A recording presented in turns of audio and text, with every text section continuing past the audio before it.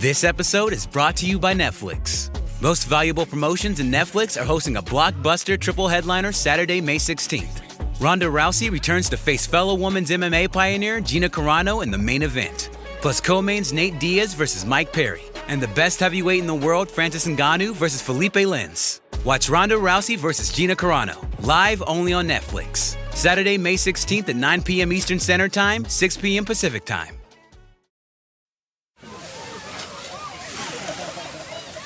This summer, serve up the Cookout Classics, Kraft Mayo and Dressing. Toss green salads with delicious ranch dressing or zesty Italian. Serve smooth, craveably creamy potato salads with mayo.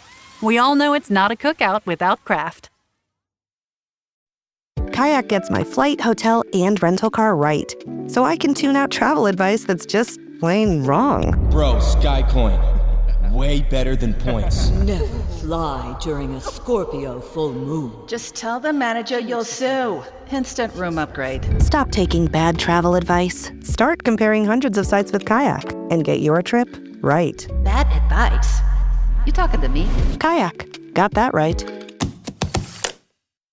As we head into a big summer of sport, I'm talking Wimbledon, the London Diamond League, some football World Cup thing. We're at a Team GB reception right now, celebrating success and also marking official retirements. I'm Michael. And I'm John, and this is Anything But Footy, the Olympic and Paralympic sport podcast. We talk about the Olympics and the Paralympics all the time, not once, every 4 years. Now, Milano Cortina may seem like a little bit of an age ago now. In fact, it's just 12 weeks. But for Team GB, it was their most successful Winter Games ever. To have all the chaos that's kind of ensued since I've come back has been, one, absolutely amazing, but also something I have to get used to. Matt Weston and Eve Muirhead coming up. Our Anything But Footy spies have been back to Milan too. They still have the rings and the agitos at the Linate airport. Rightly so, I say. Absolutely. And as well as our usual news from the Games, we'll also mark the official sporting retirement of one of Team GB's modern-day greats, a double Olympic champion, a multi-world European and Commonwealth Games champion as well, Katie Archibald. It's fun. It's a very fun medal. It weighs 500 grams, so I sort of take it with me if I visit schools or sports clubs and things like that. Yeah, a special look back on how her career started in Scotland. This is Anything But Footy. Download, listen and follow. Very shortly, we'll be gearing up for Glasgow with Team Wales hopeful Adele Nicoll. And looking ahead to LA, one man's targeting a return to a fifth Games, Max Whitlock. It's a big year coming up, like with the Commonwealth Games, the World Championships, and we're already going to be talking about very soon, like Olympic qualification process. This is Anything But Footy. So I've been at a very special event in the centre of London.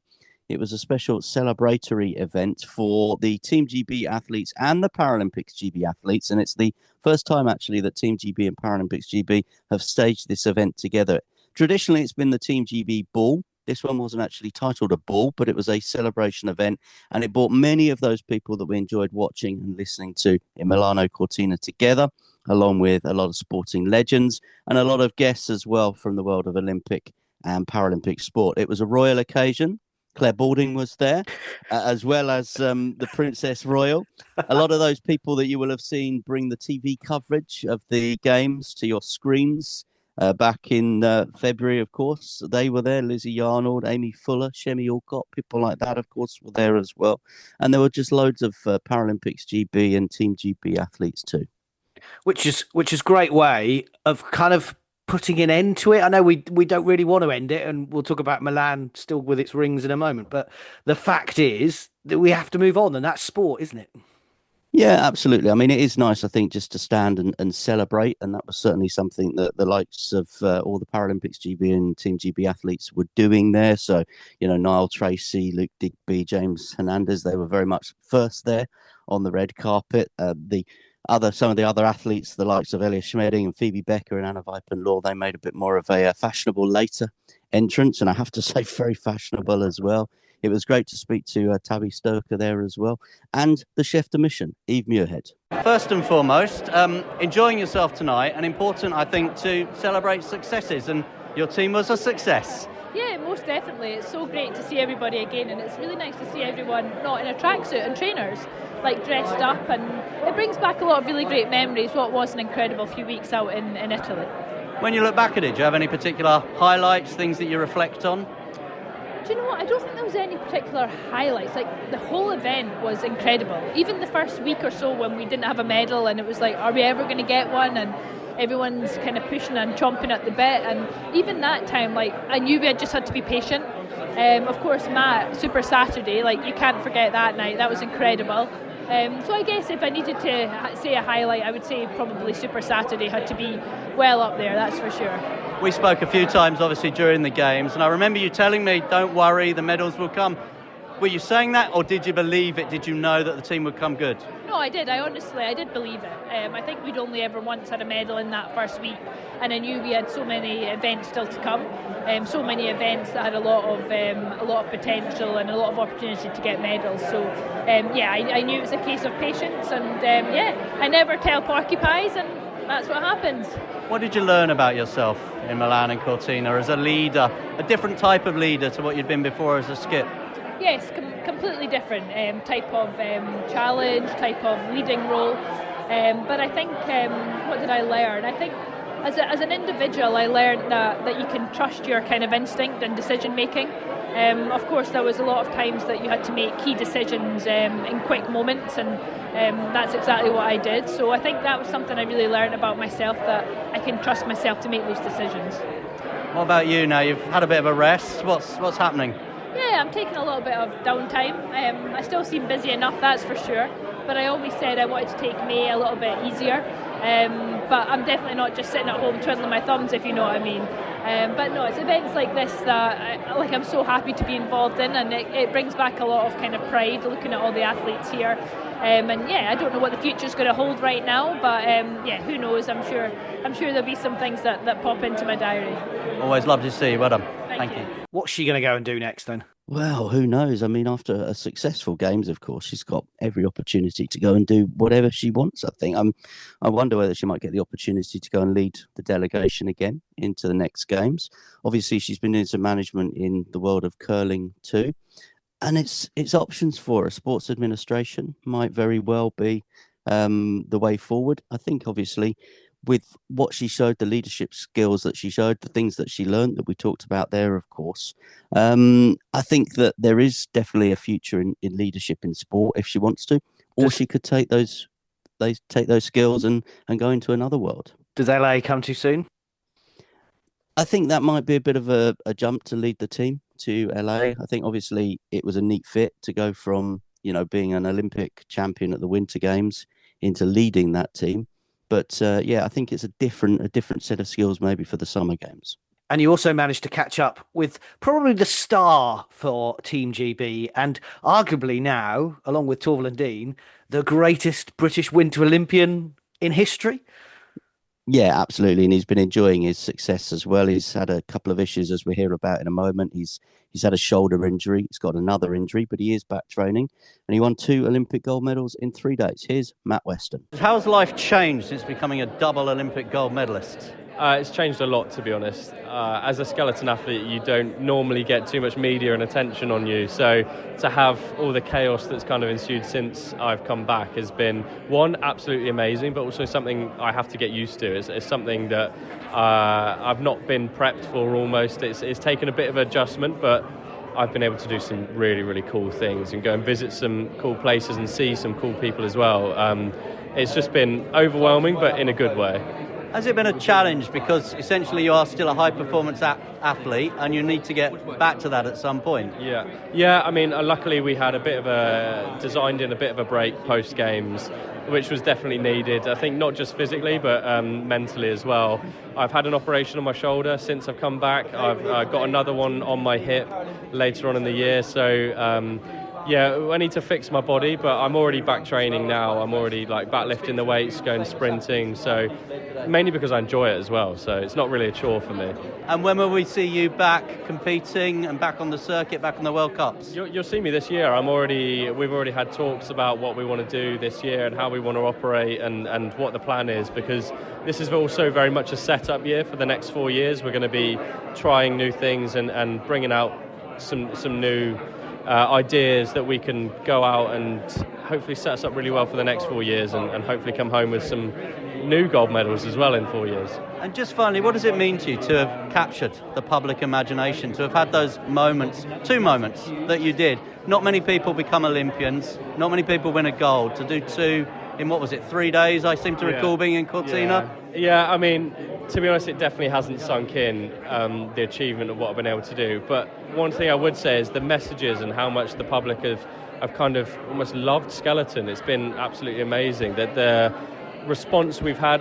During the games, I obviously turned off my phone whilst I was racing, so I had no idea of the background buzz behind it. Even after I won my individual, I didn't turn it back on until after the team race. So as soon as I turned it on and I had all these stories come out, like, oh yeah, this happened, that happened, this is how much the public got involved. It's been, pretty spectacular, and I just say thank you to everyone who's supported and been able to get the sport on a bigger kind of podium, to be honest.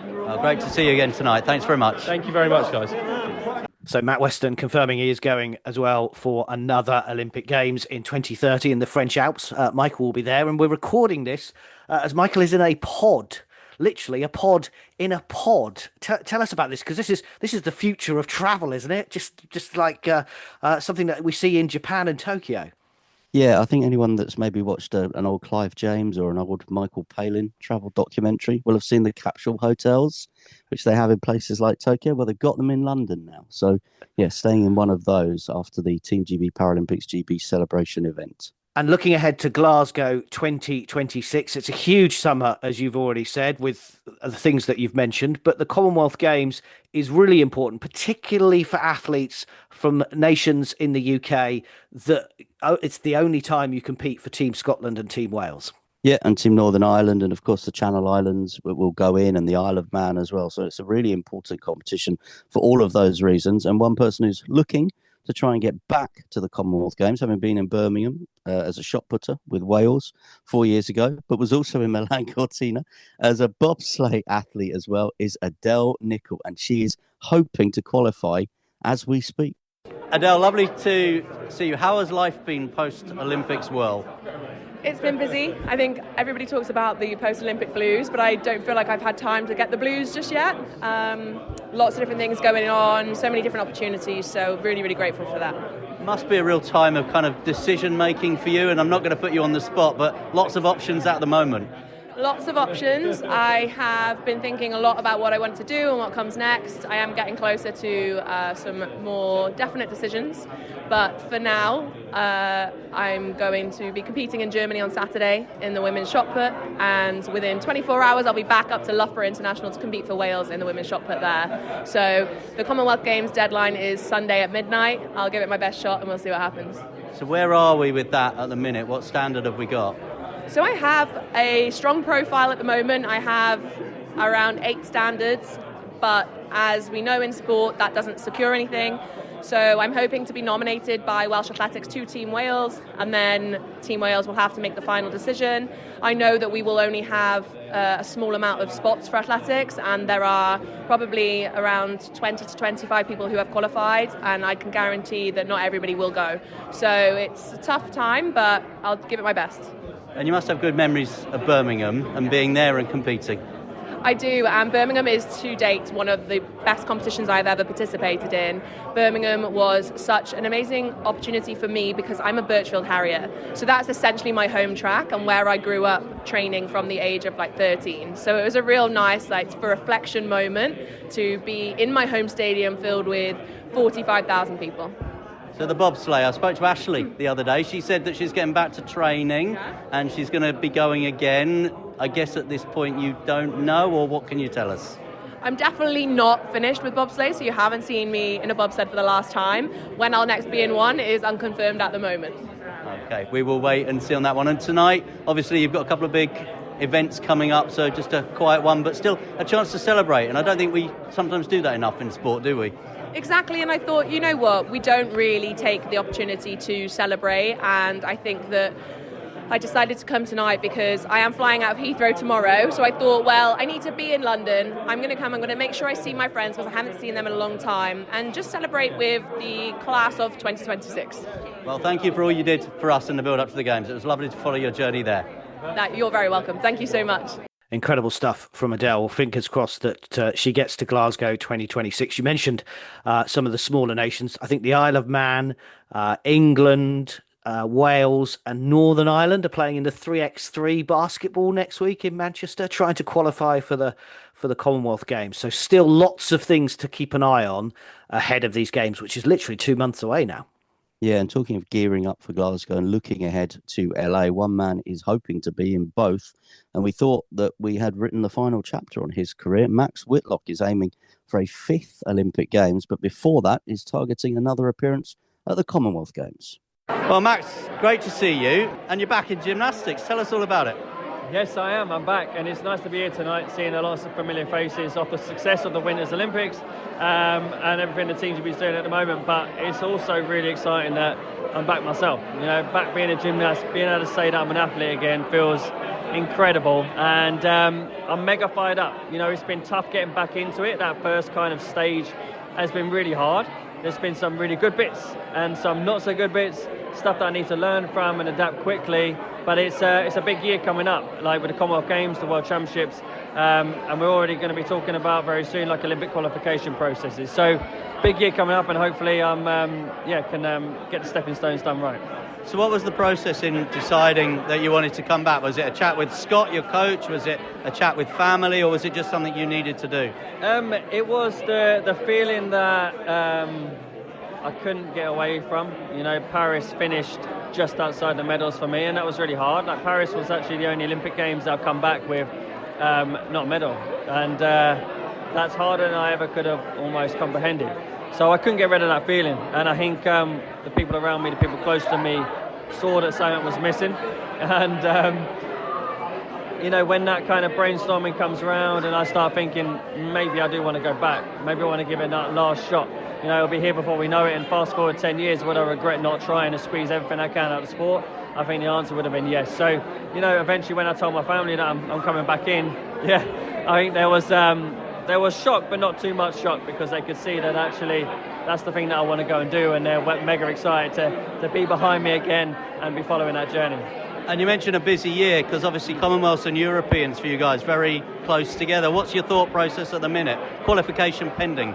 Yes, of course. So always have to qualify for those teams. The Commonwealth Games for me feels like the one that would suit me best this year.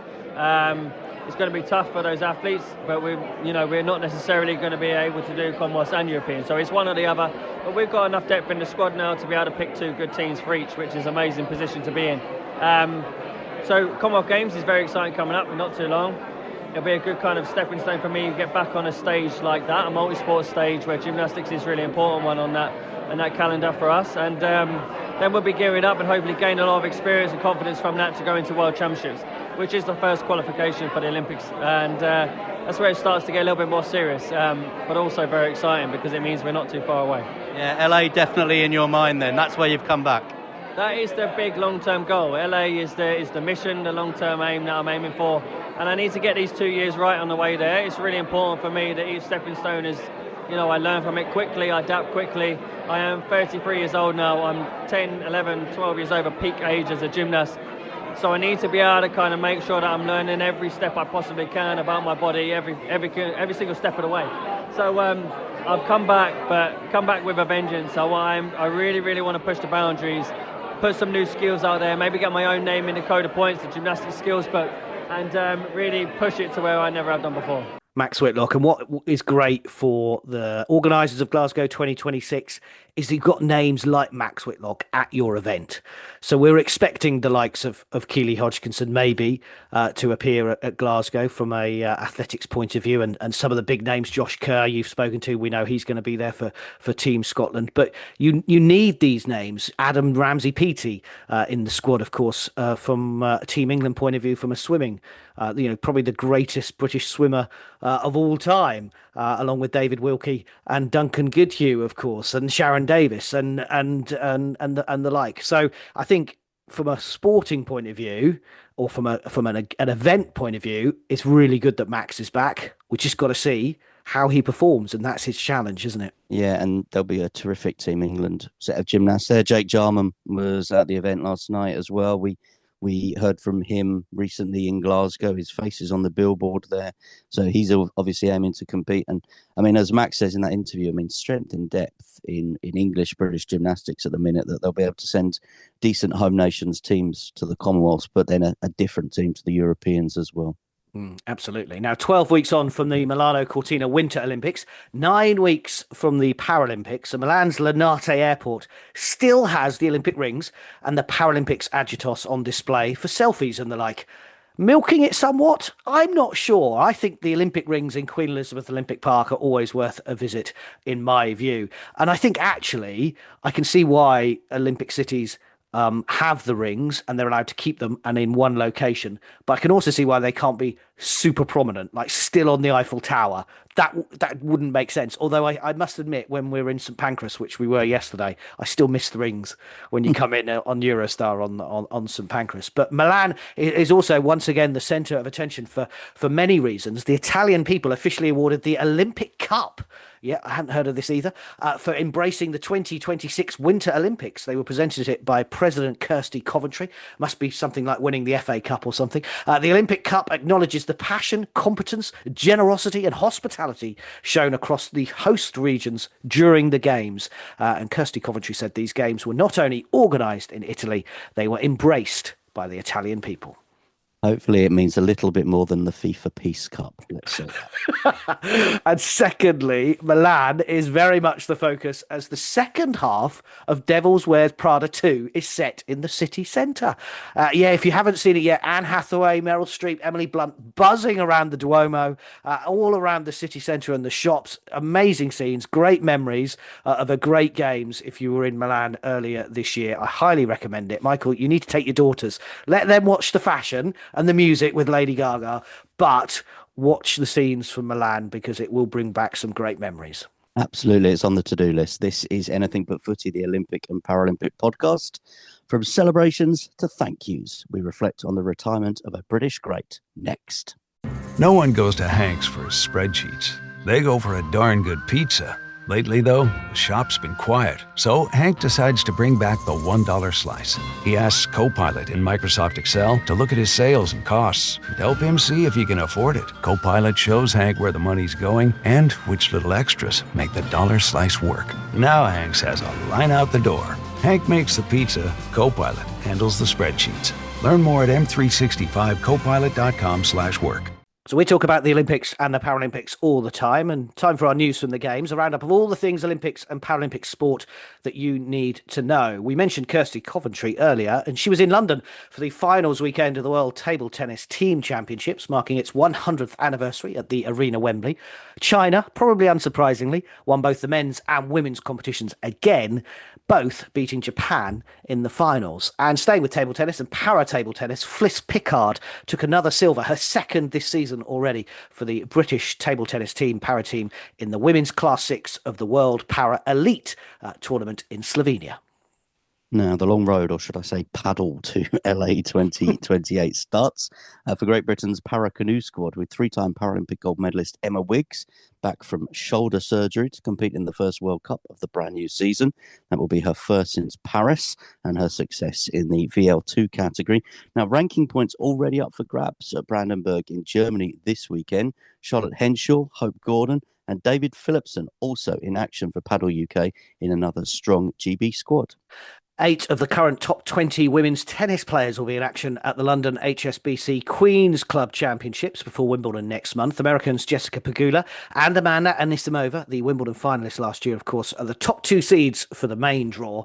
Emma Raducanu continues her in-out season. Hopefully, she'll be there, aiming to match her last year's quarter-final place at Queen's. Now, I mentioned the first Paracanoe World Cup. It's the second Pentathlon World Cup in Bulgaria this weekend. It's a first, though, for Team GB's Karenza Bryson since Paris 2024.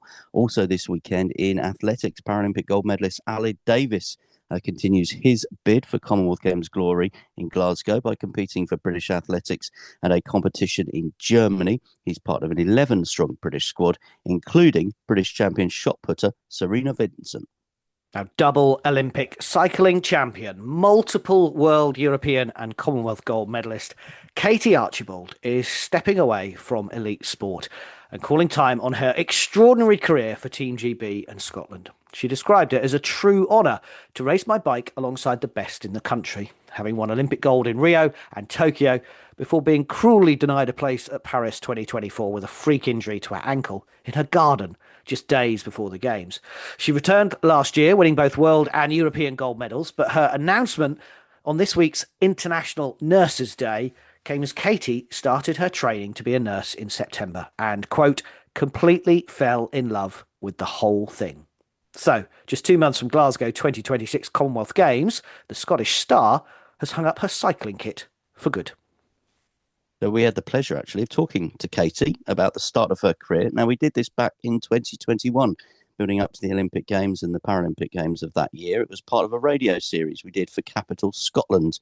It was called 21 for 21. And I caught up with Katie all about how she started in the sport of cycling relatively late in her childhood. Hi, Katie Archibald. I'm a track cyclist. And how does young Katie from Mulgai become an Olympic gold medalist? How does it start? Yeah, how does it start? Actually, it starts with Meadowbank Velodrome, which has been demolished now. And it flourished at the Sir Chris Hoy Velodrome, the Emirates Arena in Glasgow, and you'll see a lot of talent that's come out of that facility.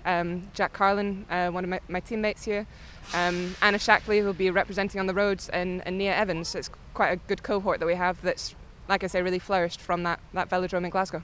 And what attracted you to cycling at the start? The speed, really.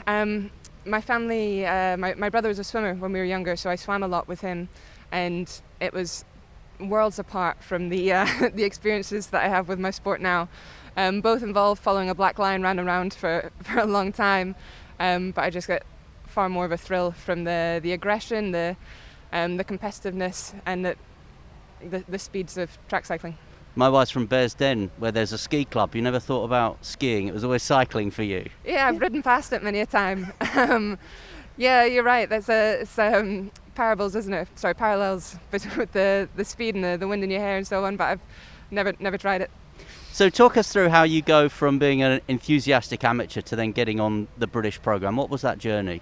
It was just filled with a lot of people willing to give me their time. That when you reflect on it, you scratch your head and wonder why were they so willing to help me, as it were. I mean, it's a nice opportunity to say thank you to Alistair Watson, who was the I guess the holder of the keys, we'll say, at Meadowbank Velodrome, who let me in, who lent me a bike, who told me how it all works and said, give it a try, kid. And you sort of you keep asking these people for more advice, for more help.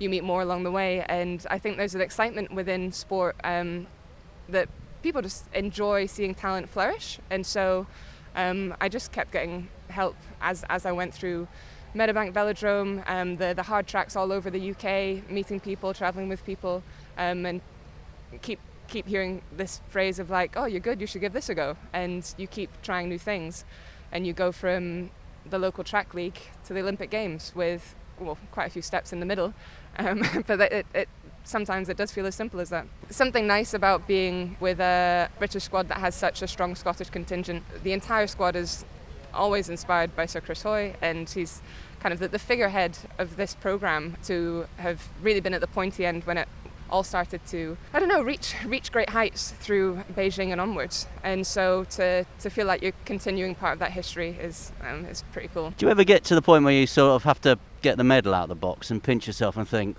I'm a gold medalist at the Olympic Games? It's fun. It's a very fun medal. It weighs 500 grams, so I sort of take it with me if I visit schools or sports clubs and things like that, and to put it in a small pair of hands and see their face, like the little hands will drop and go like, oh. I've heard it, clunk on the bottom of many a school sports hall, and it's a very special thing. Loved recording that interview with Katie Archibald, talking to me all about her start in cycling and what a career. She absolutely nailed it, to be honest. And it's a shame that we won't see her in Glasgow competing. I hope they find a place for her with that King's Baton relay and the parading of the Scottish flag around the opening ceremony at the Hydro. She'll be an amazing addition, I'm sure, to the NHS and nurses and nursing in this country as well. Yeah, she will. We wish her all the best, and we thank her for bringing us joy through our Olympic coverage and reporting career. It's funny, isn't it? We're getting to the point. We talked about Max Whitlock coming back, but remember Max from London 2012 when he was a young, fresh-faced kid, and he retired, and we thought, oh, people are beginning to retire now. Katie Archibald, who won her first goal in Rio when we were there, she's now retiring. We're getting to this stage where people are out seeing us, which I don't know whether it says a lot about us or a lot about them, but we wish Katie Archibald all the best. And it's just interesting that what she's doing is prioritising herself. So it's not about the Commonwealth Games. Wouldn't it have been really easy to go to the Commonwealth Games and cycled round? But she knows in her heart of hearts that nursing is what she wants to do now. She said she's fallen in love with it, and that's what she's going to go and focus on. Yep, you can always check out the socials at Anything But Footy. Get in touch with us via our website, anythingbutfooty.com. Listen to our Olympic music playlist on Spotify as well. This is Anything But Footy, the Olympic and Paralympic sport podcast, gearing up for Glasgow and looking ahead to LA. Ryan Reynolds here from Mint Mobile with a message for everyone paying big wireless way too much. Please, for the love of everything good in this world, stop. With Mint, you can get premium wireless for just $15 a month. Of course, if you enjoy overpaying, no judgments, but that's weird. Okay, one judgment. Anyway, give it a try at mintmobile.com/switch. Upfront payment of $45 for 3-month plan, equivalent to $15 per month required. Intro rate first 3 months only, then full price plan options available. Taxes and fees extra. See full terms at mintmobile.com.